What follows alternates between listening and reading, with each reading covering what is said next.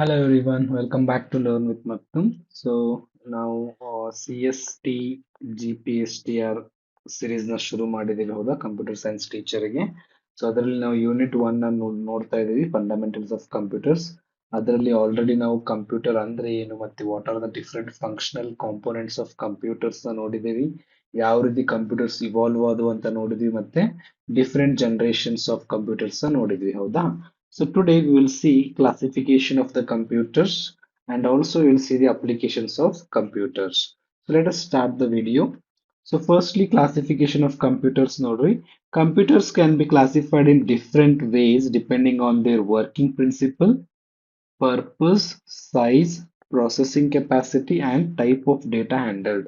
So ಏನಾಯ್ತ್ರಿ classification ಯಾವ ರೀತಿ ಮಾಡಿದಾರಪ್ಪ ಅಂತಂದ್ರೆ ಅವುಗಳು ಯಾವ ಒಂದು ಪ್ರಿನ್ಸಿಪಲ್ ಮೇಲೆ ವರ್ಕ್ ಆಗ್ತಾವು ಮತ್ತೆ ಅವುಗಳ ಪರ್ಪಸ್ ಮೇಲೆ ಸೈಜ್ ಮೇಲೆ ಪ್ರೊಸೆಸಿಂಗ್ ಕೆಪಾಸಿಟಿ ಮೇಲೆ ಮತ್ತೆ ಯಾವ ರೀತಿ ಡೇಟಾನ ಹ್ಯಾಂಡಲ್ ಮಾಡ್ತಾ ಇದ್ದೋ ಅದ್ರ ಮೇಲೆ ನಾವು ಕಂಪ್ಯೂಟರ್ಸ್ ನ ಕ್ಲಾಸಿಫೈ ಮಾಡಿದ್ದೇವೆ.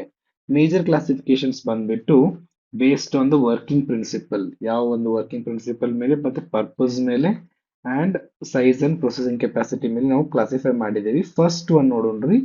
First one is based on working principle ಯಾವ್ಯಾವ ಇದಾವು.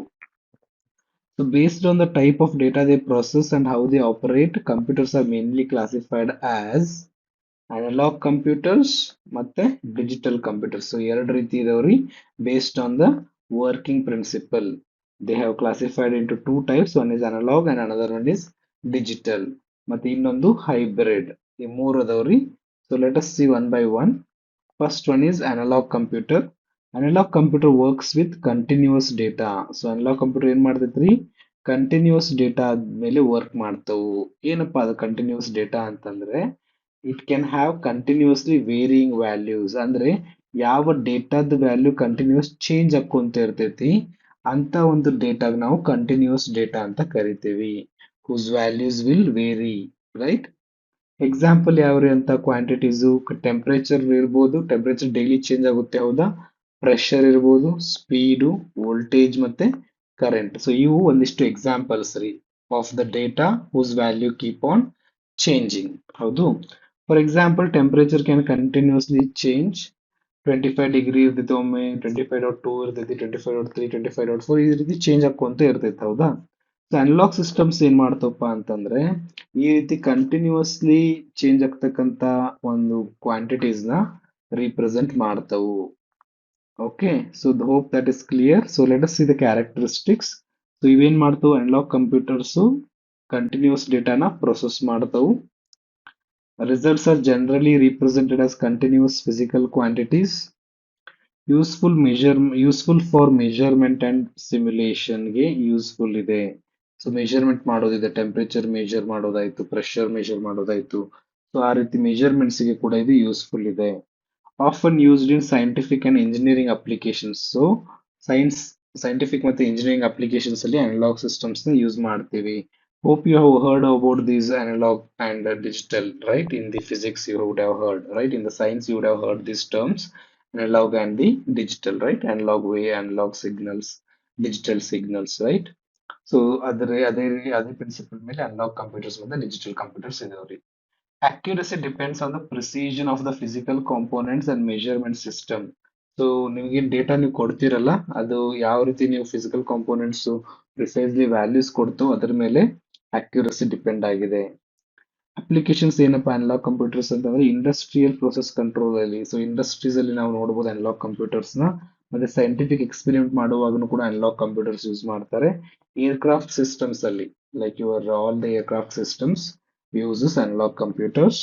ಮೆಜರ್ಮೆಂಟ್ ಸಿಸ್ಟಮ್ ಅಲ್ಲಿನೂ ಕೂಡ ಅನಲಾಗ್ ಸಿಸ್ಟಮ್ಸ್ ಯೂಸ್ ಮಾಡ್ತಾರೆ. Simulation of physical systems. So these are the different applications of analogue computers. So ಇದಿಷ್ಟು ನೀವು ನೆನಪಿರಬೇಕು ಅನಲಾಗ್ ಕಂಪ್ಯೂಟರ್ಸ್ ಅಲ್ಲಿ. Let us see the digital computer. Digital computer processes data in discrete form, generally using binary. So digital ಅಂತಂದಾಗ ನಾವಲ್ಲಿ ಬೈನರಿಯನ್ನ consider ಮಾಡ್ತೀವಿ, that is zeros and ones. Most computers used today are digital computers, right? Then example in the desktop computers ಆಯ್ತು, laptops ಆಯ್ತು, smart phone, tablets, digital calculator, servers ಇವೆಲ್ಲ digital computers. ಏನಪ್ಪ characteristics ಅಂತಂದ್ರೆ they processes discrete data ಅಂದ್ರೆ binary ಡೇಟಾನ process ಮಾಡ್ತೈತಿ. Uses binary representation internally, high accuracy and repeatability, can store large amounts of data, programmable and versatile, suitable for a wide variety of applications. So education sector ಅಲ್ಲಿ, banking ಅಲ್ಲಿ, business ಅಲ್ಲಿ, health care, communication, entertainment, scientific computing ಇವೆಲ್ಲ ನಾವು digital computers ನ use ಮಾಡ್ತಿದ್ದೇವೆ. Let us see hybrid computer. Hybrid computer ಅಂತಂದ್ರೆ ಏನ್ರಿ? It combines characters of both analog and digital computers. It can handle continuous data also. It can also process, it can also um, handle continuously varying physical data while using digital processing for computation, control, and storage. Applications ಏನಪ್ಪಾ hybrid ಅಂತಂದ್ರೆ, hybrid systems are useful where real world measurements need to be processed digitally. Example ನಿಮ್ದು medical monitoring system ಆಯ್ತು, industrial control system ಆಯ್ತು, ಇಲ್ಲೆಲ್ಲ ನಾವು aircraft aerospace system, process control application ಅಲ್ಲಿ hybrid use ಮಾಡ್ತೀವಿ. Okay, so hybrid ಅಲ್ಲಿ ಹೇಗಿದ್ರೆ real world measurements ತಗೊಳ್ತೈತದ, ಹೌದಾ? Real world measurements ತಗೊಳ್ಳಿಕ್ಕೆ ಅದಕ್ಕೆ ಅನಲಾಗ್ ಸಿಸ್ಟಮ್ ಬೇಕು, ಅದನ್ನ ಪ್ರೊಸೆಸ್ ಮಾಡ್ಲಿಕ್ಕೆ ಡಿಜಿಟಲಿ ಅದಕ್ಕೆ ಡಿಜಿಟಲ್ ಸಿಸ್ಟಮ್ ಬೇಕು. ಸೊ ಎರಡು ಕಂಬೈನ್ ಮಾಡಿ ಅದು ಹೈಬ್ರಿಡ್ ಕಂಪ್ಯೂಟರ್ ಅಂತ ಕರಿತೀವಿ. ಓಕೆ, ಸೊ ಎಕ್ಸಾಂಪಲ್ ಒಂದು ಕೊಟ್ಟಿದ್ದಾರೆ ಇಲ್ಲಿ. A medical system may measure patient's physical signal, convert that to digital form and then display the result.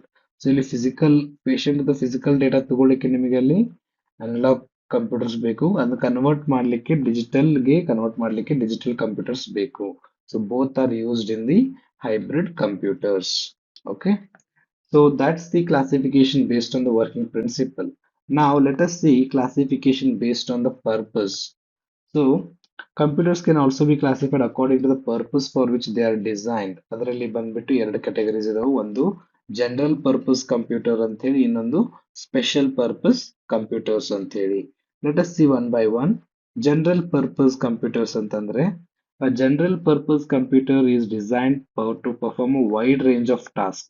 So general purpose ಏನ್ ಮಾಡ್ತಾವ್ರಿ? ಬೇರೆ ಬೇರೆ ರೀತಿಯಾಗಿರ್ತಕ್ಕಂಥ ಟಾಸ್ಕ್ ನ ಮಾಡ್ತಾವ. ಅಂದ್ರೆ ಕಾಮನ್ಲಿ ಎಲ್ಲಾ ಕೆಲಸನೂ ಮಾಡ್ಲಿಕ್ಕೆ ನಾವು ಯೂಸ್ ಮಾಡ್ತೀವಲ್ಲ, that is general purpose computers. The same computer can run different programs for different purposes. So ಬೇರೆ ಬೇರೆ ಪರ್ಪಸ್ ಗೆ ನಾವು ರನ್ ಮಾಡಬಹುದು. ನಮ್ದು ಡೆಸ್ಕ್ಟಾಪ್ ಆಯ್ತು, ಪರ್ಸನಲ್ ಲ್ಯಾಪ್ಟಾಪ್ ಆಯ್ತು, ಜನರಲ್ ಪರ್ಪಸ್ ಸರ್ವರ್ ಆಯ್ತು, ಇವೆಲ್ಲ ಎಕ್ಸಾಂಪಲ್. ಕ್ಯಾರೆಕ್ಟರ್ಸ್ ಏನಪ್ಪಾ ಅಂತಂದ್ರೆ, ಇಟ್ ಈಸ್ ವರ್ಸಟೈಲ್ ಅಂದ್ರೆ ಏನ್ ಬೇಕಾದ ಕೆಲಸ ಕೊಡ್ರಿ ಅದು ಮಾಡ್ತೈತಿ. Programmable, suitable for multiple applications, can run different software, ಬೇರೆ ಬೇರೆ ಸಾಫ್ಟ್ವೇರ್ ರನ್ ಮಾಡಬಹುದು.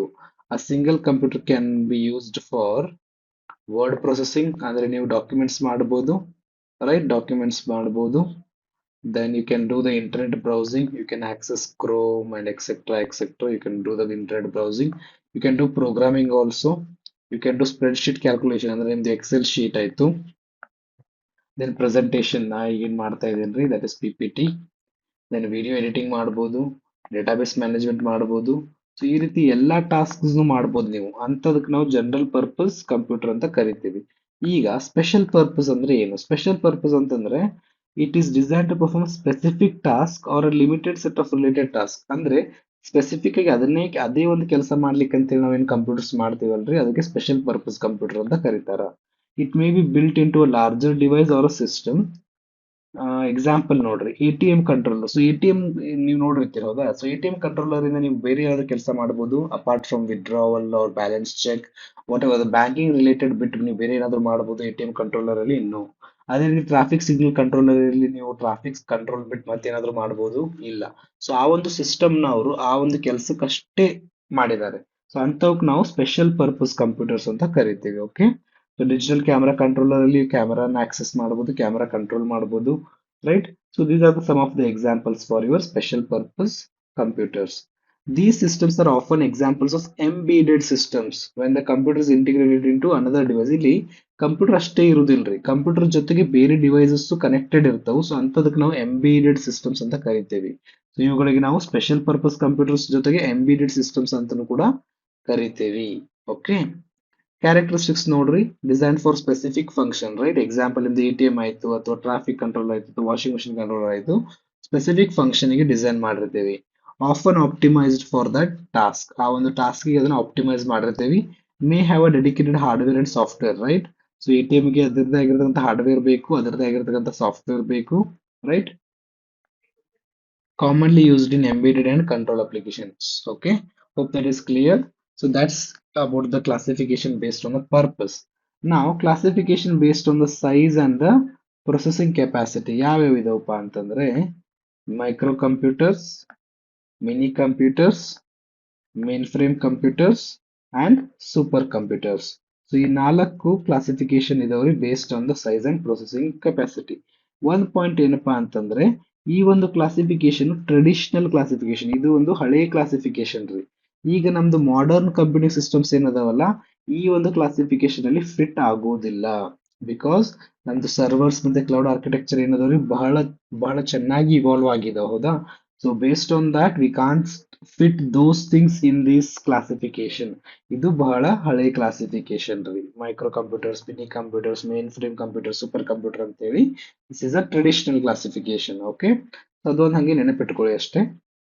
ನಾವು let us see one by one. Microcomputers ಅಂತಂದ್ರೆ ಏನು? This computer is based on a microprocessor and generally intended for use by an individual or a small number of users. So microcomputers ನ ಏನ್ ಮಾಡ್ತಿದ್ದಾರೆ? Small number of users ಅಂತೇಳಿ design ಮಾಡಿದ್ರು. Small number of users ಸಲುವಾಗಿ design ಮಾಡಿದ್ರು.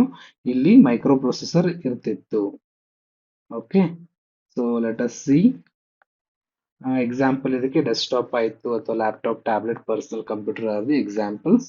Characteristics ಬಂದ್ರೆ small size ಇರ್ತಿತ್ತು, ಜಾಸ್ತಿ ಜನ ಯೂಸ್ ಮಾಡ್ತಿದ್ರು, ಲೋ ಕಾಸ್ಟ್ ಇರ್ತಿತ್ತು ಇದರದು. Microprocessor based microcomputers, it is microprocessor based. Design for individual ಅಥವಾ ಪರ್ಸನಲ್ ಯೂಸ್ಗೆ ಅದನ್ನ ಡಿಸೈನ್ ಮಾಡಿದ್ರು.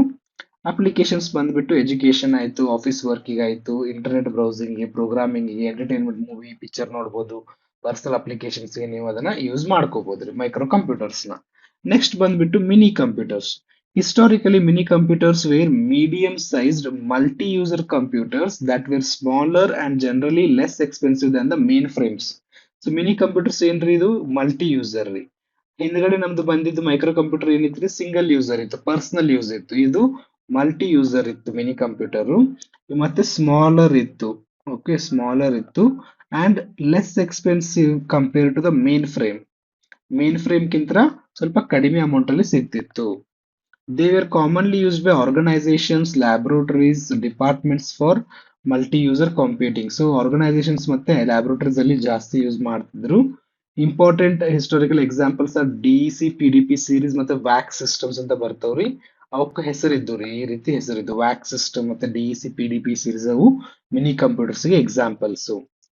ಇಲ್ಲೊಂದು ನೋಟ್ ಇದೆ ಏನಪ್ಪಾ ಅಂತಂದ್ರೆ the term mini computer is largely historical. Modern systems such as servers and workstations have replaced many traditional mini computer roles. ಈ ಒಂದು ಮಿನಿ ಕಂಪ್ಯೂಟರ್ಸ್ ಏನಂತ ಇದ್ದು ಅಲ್ರಿ ಮುಂಚೆ ಹಳೆ ಕಾಲದಲ್ಲಿ, ಈಗಿನ ಸರ್ವರ್ಸ್ ಮತ್ತೆ ಈ ವರ್ಕ್ ಸ್ಟೇಷನ್ಸ್ ಏನದಾವಲ್ಲ those are replaced those mini computers.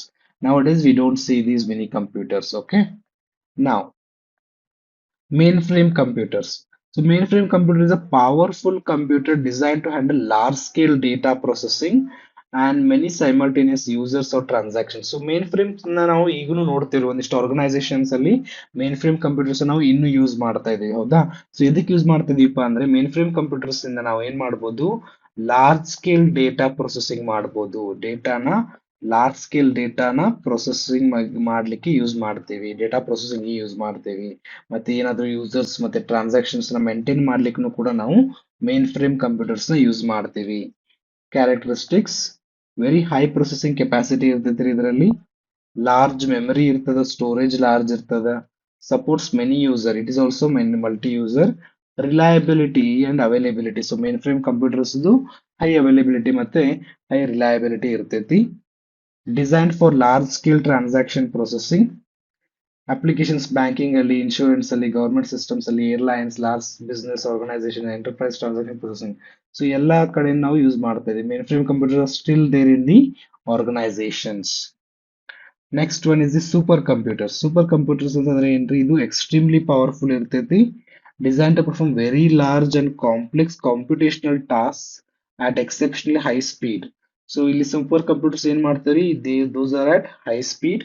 ಇವು ಕೂಡ very large and complex computation ಮಾಡ್ಲಿಕ್ಕೆ, ಕ್ಯಾಲ್ಕುಲೇಷನ್ ಮಾಡ್ಲಿಕ್ಕೆ ನಾವು ಯೂಸ್ ಮಾಡ್ತೀವಿ ಸೂಪರ್ ಕಂಪ್ಯೂಟರ್ಸ್ ನ. Okay, supercomputers example applications ಬಂದ್ಬಿಟ್ಟು ವೆದರ್ ಫೋರ್ಕಾಸ್ಟಿಂಗ್ ಅಲ್ಲಿ, climate modelling, scientific research, space research, nuclear simulations, molecular modelling, artificial intelligence and large scale simulations ಅಲ್ಲಿ ನಾವು use ಮಾಡ್ತೀವಿ ಸೂಪರ್ ಕಂಪ್ಯೂಟರ್ಸ್ ನ. ಕ್ಯಾರೆಕ್ಟರಿಸ್ಟಿಕ್ಸ್ ಬಂದ್ಬಿಟ್ಟು ಎಕ್ಸ್ಟ್ರೀಮ್ಲಿ ಹೈ ಕಾಂಪಿಟೇಷನಲ್ ಪರ್ಫಾರ್ಮೆನ್ಸ್ ಕೊಡ್ತದೆ, uses large number of processing units, parallel processing ಇರ್ತದೆ, very expensive ಇರುತ್ತೆ, require specialised infrastructure ಬೇಕಾದಕ್ಕೆ, use primarily for complex scientific and engineering problems. So let's see workstations. A workstation is a high performance computer designed for professional or technical applications. It is generally more powerful than a typical personal computer. So typical personal computer ಗಿಂತ ಸ್ವಲ್ಪ ಹೆಚ್ಚಿಗೆ powerful ಇರ್ತೈತ್ರಿ. CAD ಮತ್ತೆ CAM, 3D modelling ಆಯ್ತು, scientific computing, engineering, video production, graphics, software development, ಇಲ್ಲೆಲ್ಲ ನಾವು work stations ನ use ಮಾಡ್ತೀವಿ. ಅದ್ರ ಜೊತೆಗೆ ಸರ್ವರ್ ಅಂತಲೂ ಒಂದು ವರ್ಡ್ ಬಂತ ಹೌದಾ. Server is a computer system that provide services or resources to other computers or clients over a network. So server ಅನ್ನೋದು ಒಂದು ನೆಟ್ವರ್ಕ್ ಕೂಡ ಬರ್ತೈತ್ರಿ. Server will provide the services to the other computers. ಬೇರೆ ಬೇರೆ computers ಗೆ ಅದು services ನ ಕೊಡ್ತೈತಿ. ಸೊ ಅಂತ ಒಂದು ಕಂಪ್ಯೂಟರ್ ನಾವು ಸರ್ವರ್ ಅಂತ ಕರಿತೀವಿ. ಫಾರ್ ಎಕ್ಸಾಂಪಲ್ ವೆಬ್ ಸರ್ವರ್ ಇರ್ತೈತಿ. ವೆಬ್ ಸರ್ವರ್ ಅಂತಂದ್ರೆ ವೆಬ್ಸೈಟ್ಸ್ ಆಕ್ಸೆಸ್ ಮಾಡ್ಲಿಕ್ಕೆ. There file server to share the files. Database server is acts as a database. Mail server for sending and receiving the email. Application server will handle the application. Okay. So ಈ ರೀತಿ ಬೇರೆ ಬೇರೆ servers ಬರ್ತಾವ್ರಿ. So that is about the workstation and the servers. Now we need to see applications of computers. So ಇಲ್ಲಿ ಮಟ್ಟ ನಾವೇನ್ ನೋಡಿದ್ವಿ, classification of computers ನೋಡಿದ್ವಿ. Based on the working principal ನಾವು ಅನಲಾಗ್ ಮತ್ತೆ ಡಿಜಿಟಲ್ ಕಂಪ್ಯೂಟರ್ಸ್ ನ ನೋಡಿದ್ವಿ. ಬೇಸ್ಡ್ ಆನ್ ದ ಪರ್ಪಸ್ ನಾವು ಜನರಲ್ ಪರ್ಪಸ್ ಮತ್ತೆ ಸ್ಪೆಷಲ್ ಪರ್ಪಸ್ ನೋಡಿದ್ವಿ. And lastly we also scene the mini computers, super computers, right, micro computers and the workstations and servers, right? Now let us see the applications of computers. So ಇದು generally application ಸ್ವಲ್ಪ ಬಹಳಷ್ಟು explain ಮಾಡಿದ್ರೆ, ಅದ್ರ ಎಲ್ಲ ಬೇರೆ ಎಲ್ಲಾ ಕಡೆನೂ ಎಲ್ಲೆಲ್ಲಿ ಯೂಸ್ ಆಗಿದೆ ಅಂತ ಮೆನ್ಷನ್ ಮಾಡಿದೆ ನಾವು. Let us C. Computers have become an essential part of almost every field. ಹೌದಾ, ಎಲ್ಲಾ ಫೀಲ್ಡ್ ನಾವು ಕಂಪ್ಯೂಟರ್ಸ್ ಯೂಸ್ ಮಾಡ್ತೇವ್ರಿ. ಎಜುಕೇಶನ್ ಫೀಲ್ಡ್ ಆಯ್ತು ಅಥವಾ ಮೆಡಿಕಲ್ ಫೀಲ್ಡ್ ಆಯ್ತು, ಎಲ್ಲಾ ಕಡೆನೂ ಯೂಸ್ ಮಾಡ್ತೀವಿ. Their ability to process large amounts of data quickly, store the information, automate the task and communicate over networks makes them useful in education, business, healthcare, banking, science and many other areas. So ನಾವು computer ಇಂದ ಏನ್ ಮಾಡ್ಬೋದ್ರಿ, large amount of ಡೇಟಾನ process ಮಾಡ್ಬೋದು, information ನ store ಮಾಡ್ಬೋದು, right, tasks ನ automate ಮಾಡ್ಬೋದು, ಮತ್ತೆ over the network multiple devices ಜೊತೆ ಕಮ್ಯುನಿಕೇಟ್ ಮಾಡ್ಬೋದು. ಹೌದಾ. So because of that it is being used in almost all the fields. So if I see the computers in education now, so computers in education ಅಂತಂದ್ರಾಗ computers have transformed teaching and learning, right? So applications ಬಂದ್ಬಿಟ್ಟು online learning ಶುರು ಆಗಿದೆ, virtual class rooms, for example the one which I am doing now, right? I am creating the content virtually, right? Online learning like YouTube ಅವೆಲ್ಲ ಇದಾವ್ರಿ. Digital text books ಇದಾವು, E books ಅಂತ ಬರ್ತಾ ಇದೆ. ಹೌದಾ, ನಮ್ದು NCERT ಟೆಕ್ಸ್ಟ್ ಬುಕ್ ಆಯ್ತು, ಯಾವುದೇ ಟೆಕ್ಸ್ಟ್ ಬುಕ್ ತಗೊಂಡ್ರು ನೀವು ಈಗ ಏನಾಗ್ತಾ ಇದೆ, ಇಂಟರ್ನೆಟ್ ಅಲ್ಲಿ ಅವೈಲೇಬಲ್ ಐತ್ರಿ. Through computer we can download it, right? Presentations ಮಾಡ್ಬೋದು, ಮಲ್ಟಿಮೀಡಿಯಾ ಟೀಚಿಂಗ್ ಮಾಡ್ಬೋದು, ಆನ್ಲೈನ್ ಎಕ್ಸಾಮ್ ಕಂಡಕ್ಟ್ ಮಾಡ್ಬೋದು. ಈಗಂತ ನಡೀತಾ ಇದೆ online exams, right? Then learning management systems ರೀ, ಒಂದು ಸ್ಕೂಲ್ಸ್ ಪೂರ್ತಿ ನೀವು ಮ್ಯಾನೇಜ್ ಮಾಡ್ಬೋದು. ಪೂರ್ತಿ ಲೈಬ್ರರಿ ಆಯ್ತು, ಹೌದು, ಅಟೆಂಡೆನ್ಸ್ ಸಿಸ್ಟಮ್ ಆಯ್ತು, ಎಲ್ಲಾನು ನೀವು ಮ್ಯಾನೇಜ್ ಮಾಡ್ಬೋದು. That is learning management system ಇದೆ. Student information system, so data ಕೂಡ ಸ್ಟೂಡೆಂಟ್ ಡೇಟಾನು ಕೂಡ ನಾವು ಸ್ಟೋರ್ ಮಾಡಬಹುದು. ಅಲ್ಯೂಮಿನೈ ಡೇಟಾ ಆಯ್ತು, ಅದು ರಿಸಲ್ಟ್ಸ್ ಆಯ್ತು, ಎಲ್ಲ ನಾವು ಕಂಪ್ಯೂಟರ್ಸ್ ಅಲ್ಲಿ ಸ್ಟೋರ್ ಮಾಡಬಹುದು. Educational simulation, so educational simulation ಅಂತಂದ್ರೆ ಪೂರ್ತಿ ಒಂದು ಟಾಪಿಕ್ ನಾವು ತಿಳಿಸ್ಬೇಕಂತಂದಾಗ ಅದನ್ನ ನಾವು ಅನಿಮೇಟ್ ಮಾಡಬಹುದು, ರೈಟ್? ಕಂಪ್ಯೂಟರ್ ಬೇಸ್ಡ್ ಟ್ರೈನಿಂಗ್ ಕೊಡ್ತಾ ಇದ್ದಾರೆ, right? Then digital libraries are also available. So research and academic work ಇವ್ ನಾವು ಕಂಪ್ಯೂಟರ್ ನ ಯೂಸ್ ಮಾಡ್ಕೊಳ್ತೀವಿ. ಹೌದಾ. So let us see the next one. Computers in banking and finance. So computers are extensively used in banking. ನೀವು ಒಂದು bank enter ಮಾಡಿದ್ರಿ ಅಂತಂದ್ರೆ ಎಲ್ಲರದು ಡೆಸ್ಕ್ ಮೇಲೆ ನೀವು ಕಂಪ್ಯೂಟರ್ಸ್ ನೋಡ್ತೀರಿ. ಹೌದಾ. So computers are used there for maintaining the customer account maintain ಮಾಡ್ಲಿಕ್ಕೆ ಆಯ್ತು, ATM ಸರ್ವಿಸಸ್ ಆಯ್ತು, ಇಂಟರ್ನೆಟ್ ಬ್ಯಾಂಕಿಂಗ್ ಕೂಡ, then mobile banking, then online fund transfer. ಕುಂತಲೇ ನೀವು ಈಗ ಅಮೌಂಟ್ ಟ್ರಾನ್ಸ್ಫರ್ ಮಾಡ್ತೀರಿ. ಹೌದಾ.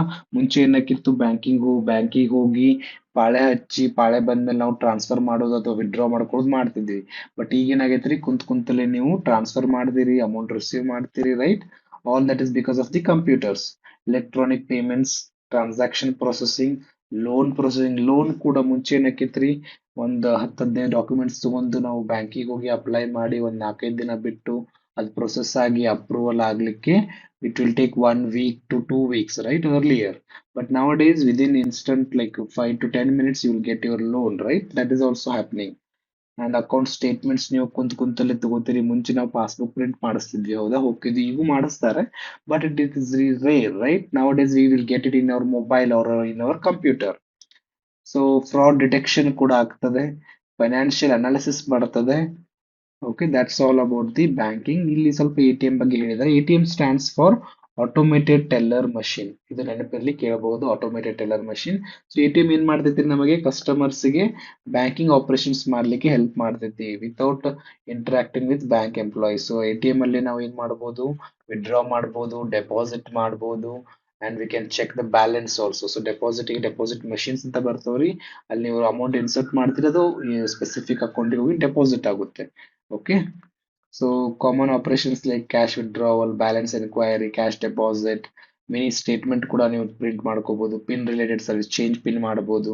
Banking requires computers for fast, secure and large scale transaction processing. ಹೌದ್ರಿ? ಸೊ ಬ್ಯಾಂಕಿಂಗ್ ಒಂದಿಷ್ಟು ಸಲ ಡೌನ್ ಆಗಿರ್ತವ್ರಿ, ಅಪ್ಗ್ರೇಡ್ ಮಾಡ್ತಿರ್ತಾರೆ, ಹೌದಾ? ಸೊ ಬ್ಯಾಂಕಿಂಗ್ ಮೇನ್ಲಿ ಸೆಕ್ಯೂರ್ ಗೆ ಮತ್ತೆ ಲಾರ್ಜ್ ಸ್ಕೇಲ್ ಟ್ರಾನ್ಸಾಕ್ಷನ್ ಪ್ರೊಸೆಸಿಂಗ್ ಗೆ ಕಂಪ್ಯೂಟರ್ಸ್ ನ ಯೂಸ್ ಮಾಡ್ಕೊಳ್ತದ. ನೆಕ್ಸ್ಟ್ ಬಂದ್ಬಿಟ್ಟು ಹೆಲ್ತ್ ಕೇರ್ ಅಲ್ಲಿ ಏನಾಕೈತ್ರಿ, ಹೆಲ್ತ್ ಕೇರ್ ಅಲ್ಲಿ ನಿಮ್ದು ಎಲೆಕ್ಟ್ರಾನಿಕ್ ಹೆಲ್ತ್ ರೆಕಾರ್ಡ್ಸ್ ನ ಮೇಂಟೈನ್ ಮಾಡ್ಲಿಕ್ಕೆ, ಪೇಷಂಟ್ ನ ರಿಜಿಸ್ಟರ್ ಮಾಡ್ಲಿಕ್ಕೆ, ಅಪಾಯಿಂಟ್ಮೆಂಟ್ ಶೆಡ್ಯೂಲ್ ಮಾಡ್ಲಿಕ್ಕೆ, ಮೆಡಿಕಲ್ ಬಿಲ್ ಜನರೇಟ್ ಮಾಡ್ಲಿಕ್ಕೆ, ಈ ಮೆಡಿಕಲ್ ಇಮೇಜಿಂಗ್, ಸೊ ಎಕ್ಸ್ರೇಸ್ ಅವೆಲ್ಲ ಏನ್ ಬರ್ತಾವ್ರಿ, ಅವೆಲ್ಲ ಇಮೇಜಿಂಗ್ ರೀ. ಲ್ಯಾಬ್ರೋಟರಿ ಮ್ಯಾನೇಜ್ಮೆಂಟಿಗೆ, ಹಾಸ್ಪಿಟಲ್ ಮ್ಯಾನೇಜ್ಮೆಂಟಿಗೆ, telemedicines, then patient monitoring. All these are done through the, as well as the research is done through the help of computers. So ಇಲ್ಲಿ medical imaging ಅಂತ ಬಂತು, ಅದರ ಬಗ್ಗೆ ಸ್ವಲ್ಪ ನೋಡಿ. ಇಲ್ಲಿ ಮೆಡಿಕಲ್ ಇಮೇಜಿಂಗ್ ಅಂತಂದ್ರೆ computers help process and display the images obtain through the systems. So ಇಲ್ಲಿ ಏನಾಕೈತ್ರಿ, ನಿಮ್ದು ಒಂದಿಷ್ಟು ನೋಡಿರ್ತೀರಿ ನೀವು, ಎಕ್ಸ್ರೇ ಮಷಿನ್ಸ್ ನೋಡಿರ್ತೀರಿ, ಅಲ್ಲಿ ಅದು ಎಕ್ಸ್ರೇ ರಿಪೋರ್ಟ್ ಹಾಕಿದ್ರೆ ಅದು ನಿಮಗೆ ವಿಜುವಲೈಸೇಷನ್ ಮಾಡ್ತದೆ, ಹೌದಾ? So this is what is the medical imaging is. So ಇಲ್ಲಿ ಕಂಪ್ಯೂಟರ್ಸ್ ಏನ್ ಮಾಡ್ತಾವ, ನಿಮಗೆ ಆ ಒಂದು ಇಮೇಜಸ್ ನ ಪ್ರೊಸೆಸ್ ಮಾಡಿ ಡಿಸ್ಪ್ಲೇ ಮಾಡ್ಲಿಕ್ಕೆ ಹೆಲ್ಪ್ ಮಾಡ್ತಾವು. ಯಾವ ಸಿಸ್ಟಮ್ ಇಂದ ನಿಮ್ ಸಿ.ಟಿ ಸ್ಕ್ಯಾನ್ ಆಯ್ತು, ಅಥವಾ ಎಂ.ಆರ್.ಐ ಸ್ಕ್ಯಾನ್ ಆಯ್ತು, ಅಲ್ಟ್ರಾಸೌಂಡ್ ಆಯ್ತು, ಡಿಜಿಟಲ್ ಎಕ್ಸ್ರೇ ಆಯ್ತು, ಇವೆಲ್ಲ ನಿಮ್ದು ಸ್ಕ್ಯಾನಿಂಗ್ಸ್ ರೀ, ಹೌದಾ? ಇದರಿಂದ ನಿಮ್ಗೆ ಒಂದಲ್ಲಿ ರಿಪೋರ್ಟ್ ಜನರೇಟ್ ಆಕೈತೆ, ಹೌದಾ? ಒಂದು ರಿಪೋರ್ಟ್ ನ ಏನ್ ಮಾಡ್ತಾರೆ ಅವರು, ಒಂದು ಮಷೀನ್ ಅಲ್ಲಿ ಇನ್ಸರ್ಟ್ ಮಾಡ್ತಾರೆ, ಮಾಡಿ ಅಲ್ಲಿ ನಿಮ್ಗೆ ಅದು ಇಮೇಜ್ ನ ಡಿಸ್ಪ್ಲೇ ಮಾಡ್ತಾರೆ, ಹೌದಾ? That is your medical imaging ಅಂತ ಕರಿತೀವಿ. So computer assist health care professionals in diagnosis help ಮಾಡ್ತಾವ್, ನಿಮ್ ಕಂಪ್ಯೂಟರ್ ಟ್ರೀಟ್ಮೆಂಟ್ ಮಾಡ್ಲಿಕ್ಕೆ ಹೆಲ್ಪ್ ಮಾಡ್ತಾವ್, ಮಾನಿಟರ್ ಮಾಡ್ಲಿಕ್ಕೆ ಹೆಲ್ಪ್ ಮಾಡ್ತಾವ್, ರೆಕಾರ್ಡ್ಸ್ ಮ್ಯಾನೇಜ್ ಮಾಡ್ಲಿಕ್ಕೆ ಮತ್ತೆ ಅದ್ರ ಬಗ್ಗೆ ರಿಸರ್ಚ್ ಮಾಡ್ಲಿಕ್ಕೆ ನಿಮಗೆ ಕಂಪ್ಯೂಟರ್ಸ್ ಹೆಲ್ಪ್ ಮಾಡ್ತಾವು. Correct? So that's what you need to remember in healthcare. Business ಅಲ್ಲಿನೂ ಕೂಡ, business use computers all for almost every major activity. Applications ನೋಡ್ರಿ, ಅಕೌಂಟಿಂಗ್ ಅಂಡ್ ಪೇರೋಲ್, ಹೌದಾ? ಈಗ ಒಂದು ಕಂಪ್ನಿಯಲ್ಲಿ ನಿಮ್ದು ಅಕೌಂಟಿಂಗ್ ನಡೀತಾ ಇದೆ ಅಥವಾ ಪೇರೋಲ್ ನಡೀತಾ ಇದೆ, that is help of computers. Inventory management, ಎಷ್ಟೆಷ್ಟು ಇನ್ವೆಂಟರಿ ಇದೆ, ಸ್ಟಾಕ್ಸ್ ಡೀಟೇಲ್ಸ್ ಎಲ್ಲಾನು ಮೆನ್ಷನ್ ಮಾಡೋದು. ಸೇಲ್ಸ್ ಮ್ಯಾನೇಜ್ಮೆಂಟ್, ಎಷ್ಟು ಸೇಲ್ಸ್ ಆಯ್ತು ಅದೆಲ್ಲ ನೀವು ಡೇಟಾ ಎಂಟ್ರಿ ಮಾಡ್ತೀರಿ, ಹೌದಾ? ಕಂಪ್ಯೂಟರ್ ಅಲ್ಲಿ. Customer relationship management, CRM tools ಅಂತ ಬರ್ತಾವ್ರಿ, ಹೌದಾ? CRM tools is customer relationship management tools ಅಂತ ಬರ್ತಾವು. That is also with help of computers.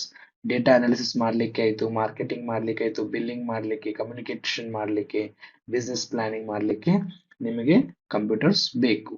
Retail store can use a computer system to. So ಒಂದಿಷ್ಟು ನೀವು ಶಾಪಿಗೆ ಹೋದ್ರಿ ಅಂತಂದ್ರೆ ಅಲ್ಲಿ ನೋಡ್ಬೋದು, ನೀವು ಅಲ್ಲಿ ಪ್ರಾಡಕ್ಟ್ ಸ್ಕ್ಯಾನ್ ಮಾಡ್ತೀರಿ. For example your DMart, Zudio, ಎಲ್ಲೇ ಹೋದ್ರು ನೀವು ಯಾವುದೇ ಪ್ರಾಡಕ್ಟ್ ತಗೊಂಡ್ರು ಒಂದು ಸ್ಕ್ಯಾನ್ ಮಾಡ್ತೀರಿ. ಸೊ ಸ್ಕ್ಯಾನ್ ಮಾಡಿದ ಕೂಡಲೇ ಏನಕ್ಕೈತ್ರಿ, ಅದು it will display in the computer, right? The bill will be displayed, right? ಅದೇ ರೀತಿಯಲ್ಲಿ ಅಪ್ಡೇಟ್ ಇನ್ವೆಂಟರಿನೂ ಕೂಡ ಅಪ್ಡೇಟ್ ಆಕೈತ್ರಿ. ಸೊ ಅಲ್ಲಿ ಬ್ಯಾಕ್ ಎಂಡ್ ಅಲ್ಲಿ ಏನಾಗುತ್ತೆ, ಫಾರ್ ಎಕ್ಸಾಂಪಲ್ ಈಗ ಒಂದು ಶರ್ಟ್ ತಗೊಂಡ್ರಿ ಅಂತಂದ್ರೆ ಅದ್ರ 100 ಪೀಸಸ್ ಇದು, ನೀವು ಒಂದ್ ತಗೊಂಡ್ರಿ ಅಂತಂದ್ರೆ ಬ್ಯಾಕ್ ಎಂಡ್ ಅಲ್ಲಿ ಇನ್ವೆಂಟರಿ ಕೂಡ ಅಪ್ಡೇಟ್ ಆಗುತ್ತೆ. ಸೊ 100 ಇದ್ದಿದ್ದು ಏನಾಗಬೇಕು, 99 ಆಗಬೇಕು, right?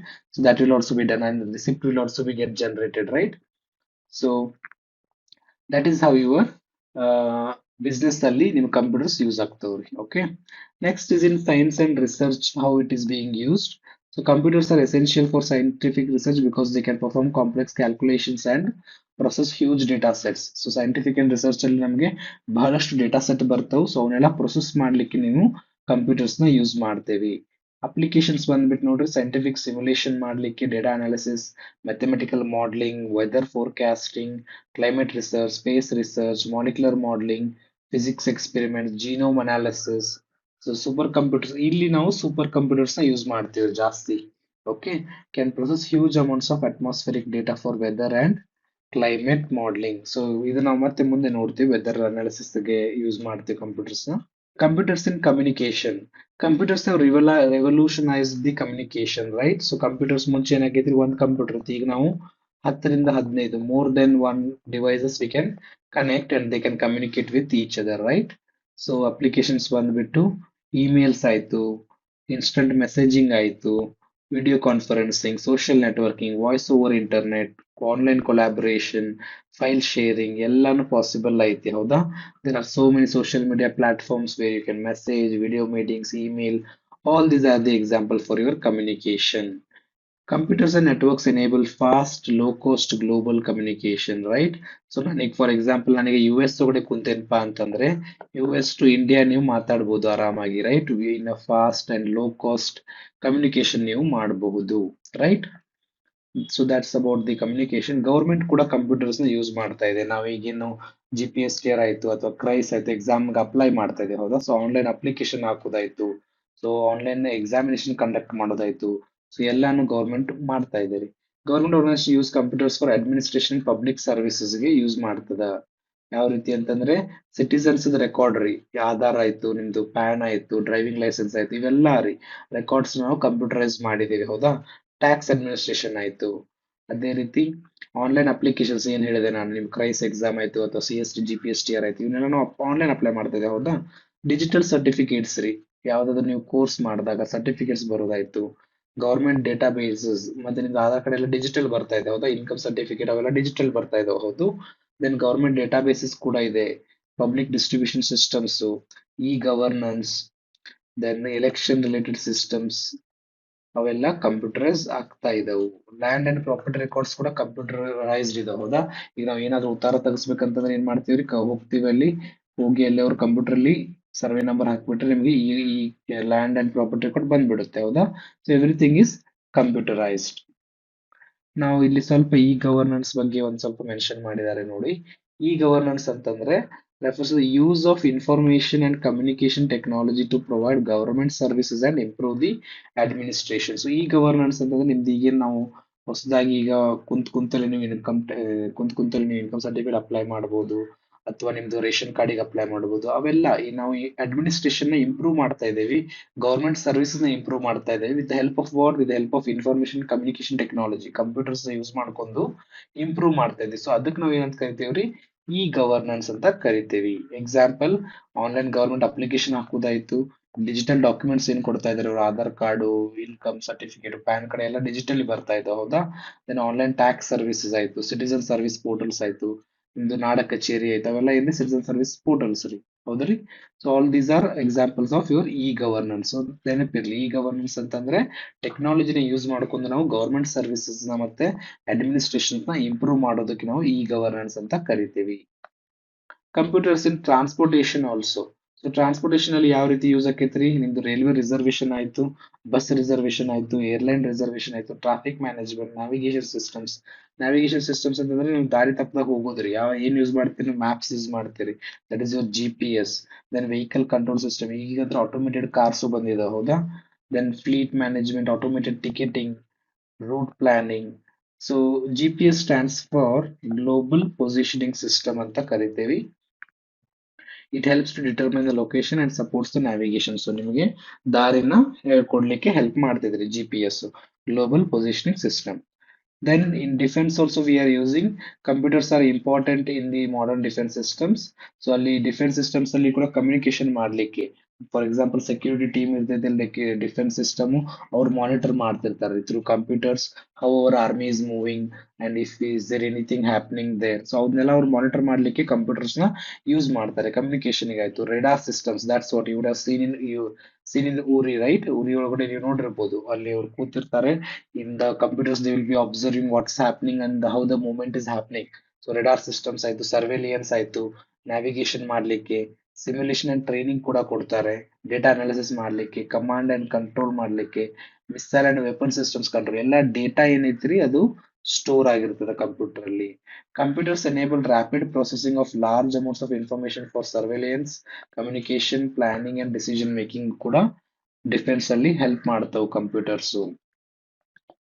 Computers in agriculture also, so how it is being used, weather monitoring ಗೆ ಮತ್ತೆ ಕ್ರಾಪ್ ಪ್ಲಾನಿಂಗ್ ಗೆ. ಸೊ ನಿಮಗೆ ಡೇಟಾ ಕೊಟ್ಬಿಟ್ರೆ ಕಂಪ್ಯೂಟರ್, ನೀವು ಡೇಟಾ ಕೊಟ್ರೆ ಅದ್ ನಿಮ್ಗೆ ಯಾವ ರೀತಿ ಕ್ರಾಪ್ಸ್ ನ ಬೆಳೆಬೇಕು ಆ ಒಂದು ನೆಲದೊಳಗಡೆ ಅಂತ ಹೇಳ್ಕೊಡ್ತದ. ಕ್ರಾಪ್ ಪ್ಲಾನಿಂಗ್ ಆಯ್ತು. ದೆನ್ ಸಾಯಿಲ್ ಅನಾಲಿಸಿಸ್ ಕೂಡ ಮಾಡ್ಲಿಕ್ಕೆ ಹೆಲ್ಪ್ ಮಾಡ್ತೈತಿ. ಅಲ್ಲಿ ನಾವು ಟೂಲ್ಸ್ ಯೂಸ್ ಮಾಡ್ತೀವ್ರಿ, ಸೊ ಆ ಟೂಲ್ಸ್ ಅಲ್ಲಿ ಬ್ಯಾಕ್ ಎಂಡ್ ಅಲ್ಲಿ ಕಂಪ್ಯೂಟರ್ ಟೆಕ್ನಾಲಜಿನೇ ಇರ್ತದೆ. Irrigation management, agricultural databases, farm management, precision agriculture, market price information, then remote sensing, drone based monitoring, ಇದೆಲ್ಲಾನು ಕೂಡ ನಾವು ಕಂಪ್ಯೂಟರ್ಸ್ ಇಂದ ಮಾಡ್ತೀವಿ. ಪ್ರಿಸಿಷನ್ ಅಗ್ರಿಕಲ್ಚರ್ ಅಂತಂದ್ರೆ ಕಂಪ್ಯೂಟರ್ಸ್ ಏನ್ ಮಾಡ್ತಿದ್ರಿ ಅಂತಂದ್ರೆ ಸೆನ್ಸರ್ಸ್ ಇಂದ ಡೇಟಾನ ಕಂಬೈನ್ ಮಾಡ್ತಿದ್ವಿ. ಸೆನ್ಸರ್ಸ್, GPS, ಸ್ಯಾಟಲೈಟ್, ಡ್ರೋನ್, ಇವುಗಳಿಂದ ಏನ್ ಮಾಡ್ತೈತಪ್ಪ ಅಂತಂದ್ರೆ ಡೇಟಾನ ಕಂಬೈನ್ ಮಾಡಿ it will give you the suggestion, it will give you suggestions to make the better decision for the crop irrigation ಮತ್ತೆ ಫರ್ಟಿಲೈಸರ್ಸ್ ಇದನ್ನ ಯೂಸ್ ಮಾಡ್ಬೇಕಂತೇಳಿ ನಿಮಗೆ ಸಜೆಷನ್ಸ್ ನ ಕೊಡ್ತೈತಿ. Okay, that is what we call it precision agriculture. Precisely ಅದೇನ್ ಮಾಡ್ತೈತಿ, computers analyse ಮಾಡ್ತೈತಿ, ಡೇಟಾನ ಮಾಡಿ ನಿಮಗೆ ಸಜೆಷನ್ಸ್ ನ ಕೊಡ್ತೈತಿ. Then in weather forecasting also it will be used, right. ಅಲ್ಲಿ ಲಾರ್ಜ್ ಅಮೌಂಟ್ ಆಫ್ ಡೇಟಾನ ಪ್ರೊಸೆಸ್ ಮಾಡ್ಲಿಕ್ಕೆ like temperature data, pressure data, humidity data, wind speed, satellite observations, radar data, high performance computers perform numerical weather prediction. So ಇದು ನೀವು ನೋಡಿರ್ಬೋದು, weather prediction ಮಾಡ್ತಾರ ಹೌದಾ. So ನಿಮಗೆ ವಾತಾವರಣ ಈಗ ಇನ್ನ 2 ದಿನಗಳ ಮಳೆ ಬರ್ತೈತಿ ಹಿಂಗೆಲ್ಲ ಹೇಳ್ತಾರ ಹೌದಾ. ಅದ್ ಹೆಂಗ್ ಹೇಳ್ತಾರ್ರಿ ಅವರು, because they will be seeing all this data and accordingly computer will predict that and ಅದನ್ನ ಅವರು ಹೇಳ್ತಾರೆ ಹೌದಾ. ಸೊ ವೆದರ್ ಫೋರ್ಕಾಸ್ಟಿಂಗ್ ಅಂತ ಬರುತ್ತೆ. Weather forecasting is a major application of high performance computing and supercomputers. ಇಲ್ಲಿ ಕೂಡ supercomputers use ಮಾಡ್ತಾರೆ.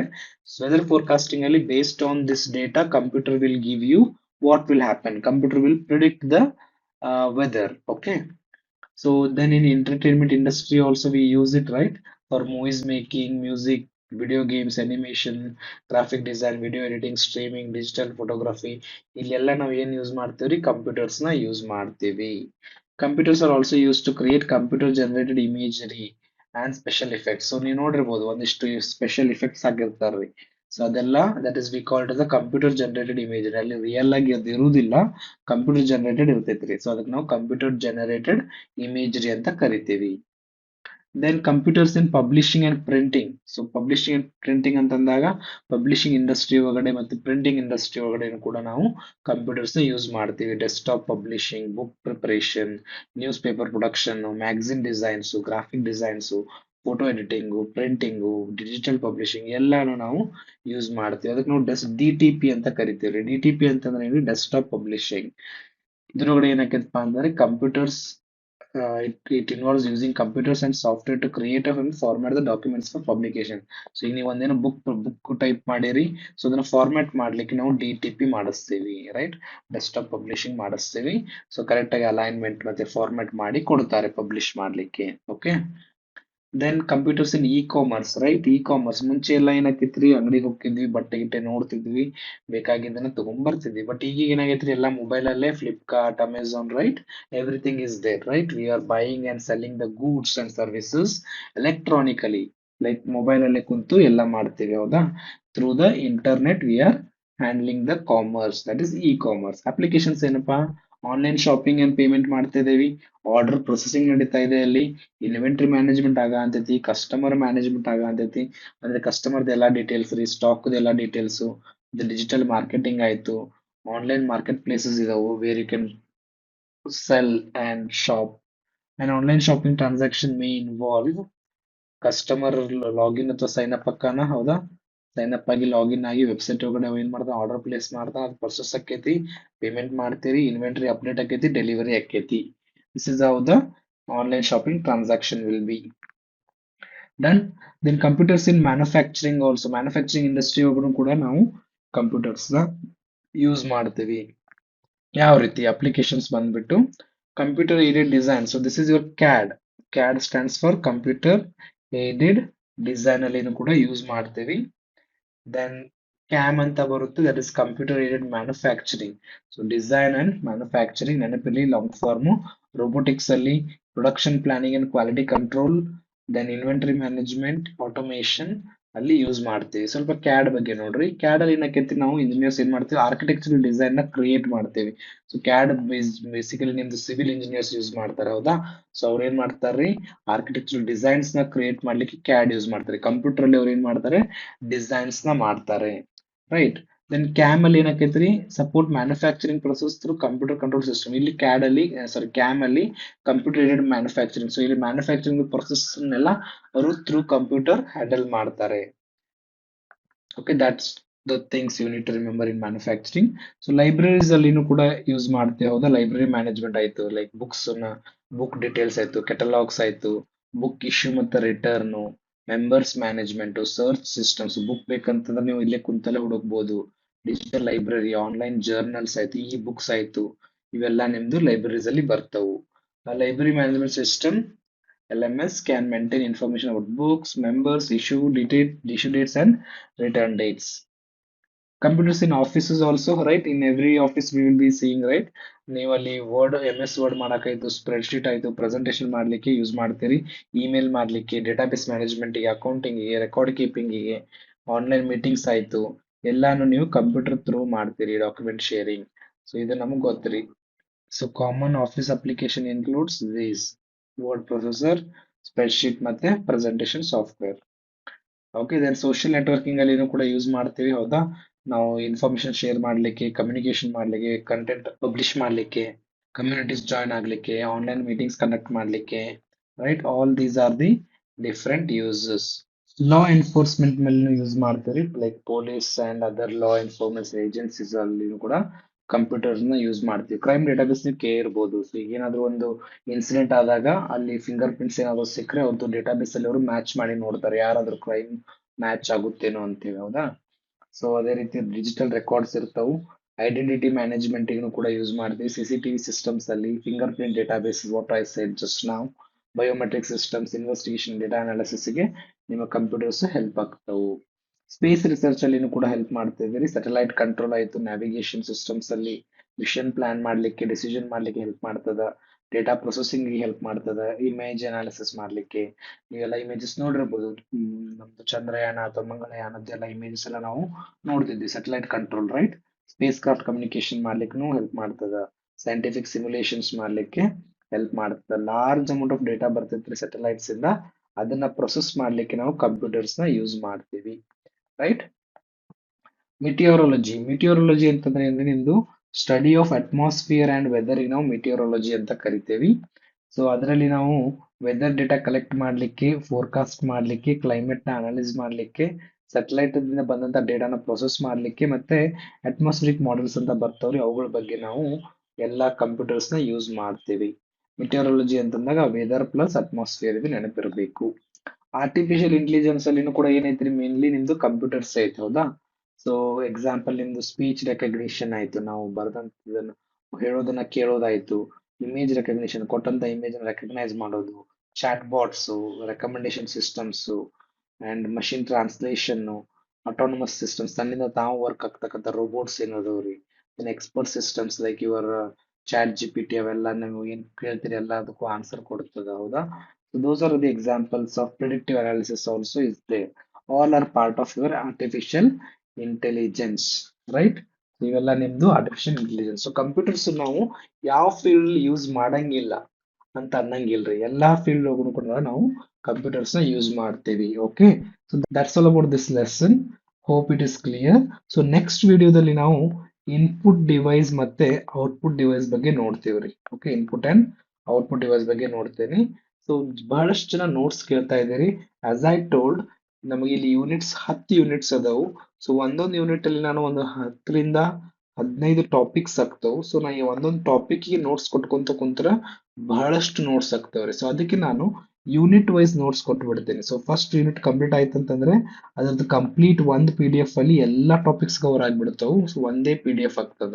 So ಈ ರೀತಿ ನೀವು 10 PDF ಇಟ್ಕೊಂಡ್ಬಿಟ್ರೆ ನಿಮ್ದು ಸಿಲೆಬಸ್ ಕಂಪ್ಲೀಟ್ ರೈಟ್. 10 PDF ಇರ್ತಾವ, ಅದ್ರ ಜೊತೆಗೆ 10 ಸೆಪರೇಟ್ MCQs ಒಂದು PDF ಮಾಡೋಣ್ರಿ. ಸೊ ಟೋಟಲ್ 20 PDFs ಅಷ್ಟೇ ಸಾಕು. ಸೊ ನಾ ಈಗ ಒಂದೊಂದು ಟಾಪಿಕ್ ಕೊಟ್ಕೊಂತ ಕುಂದ್ನಪ್ಪ, ಫಾರ್ ಎಕ್ಸಾಂಪಲ್ ಈ ಟಾಪಿಕ್ ಕೊಟ್ಟೆ, ನೆಕ್ಸ್ಟ್ ನಾ ಇನ್ಪುಟ್ ಡಿವೈಸ್ ಸೆಪರೇಟ್ ಕೊಡಬೇಕು, ಔಟ್ಪುಟ್ ಡಿವೈಸ್ ಸೆಪರೇಟ್ ಕೊಡಬೇಕು, ಈ ರೀತಿ ಬಹಳಷ್ಟು ಟಾಪಿಕ್ಸ್ PDFs ಆಗ್ಬಿಡ್ತಾವ. ಅದ್ರ ಬದಲಿ ನಾವು ಯೂನಿಟ್ ವೈಸ್ ನೋಟ್ಸ್ ನ ಮೇಂಟೈನ್ ಮಾಡೋಣ್ರಿ. Okay, hope that is clear. Please have patience, just watch the videos for now. So once the unit completes, I will give the notes. That time you can just revise it by reading the notes. So ನೀವು ಅವಾಗ notes ಅಲ್ಲಿನೂ ಕೂಡ ಇದೆ, ಏನ್ PPT ನ content ಹಾಕಿದ್ರೆ ಇದೇ content ಅಲ್ಲಿ ಕೂಡ ಐತಿ. ಸೊ ನೀವು ಅವಾಗ ನೋಟ್ಸ್ ಓದ್ಕೊಂತ ರಿವೈಸ್ ಮಾಡಬಹುದು. ಸೊ ಈಗ ಫಸ್ಟ್ ಏನ್ ಮಾಡ್ರಿ, ಎಲ್ಲಾ ವಿಡಿಯೋಸ್ ಏನೇನು ಅಪ್ಲೋಡ್ ಮಾಡ್ತಿದ್ರೆ ನೋಡ್ಕೊಂತ ಹೋಗ್ರಿ. Once the unit completes, I am going to share the notes. That time you can just revise it by reading the notes. Okay, hope that will be helpful, guys.